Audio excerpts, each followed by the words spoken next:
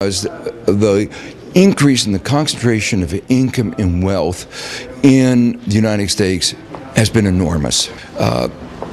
What's happened in the last couple of decades is almost a quarter of all the income goes to the upper 1%. Around 40%, depending on how you measure it, of the wealth goes to the upper 1%.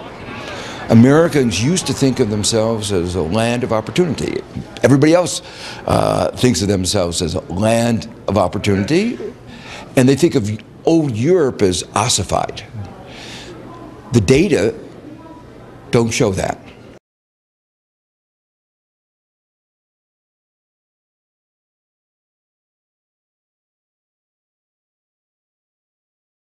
I think they're beginning to realize that most Americans are worse off than they were, say, a decade ago.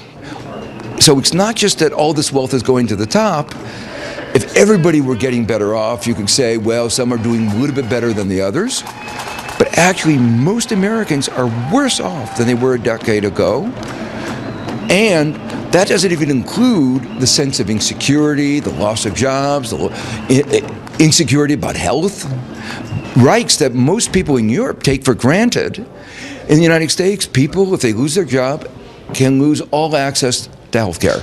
Now, one of the things that I raised in my article was that not only the political consequences, but the economic consequences, that there are many things that any society has to do together. You have to education, investments in technology, infrastructure, roads. That means there has to be a certain degree of consensus for a society to function, even economically. These are things the government has to do.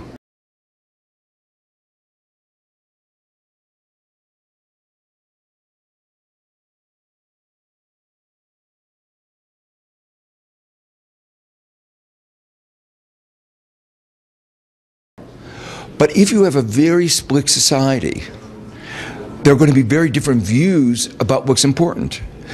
If the rich can buy their own parks, they don't need to have public parks.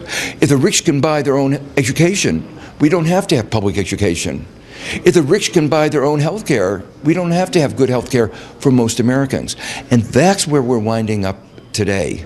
So the people at the top, that 1%, are using their political power to try to preserve their wealth, and meanwhile making sure that the government doesn't do what is necessary for the prosperity, the functioning of our entire society.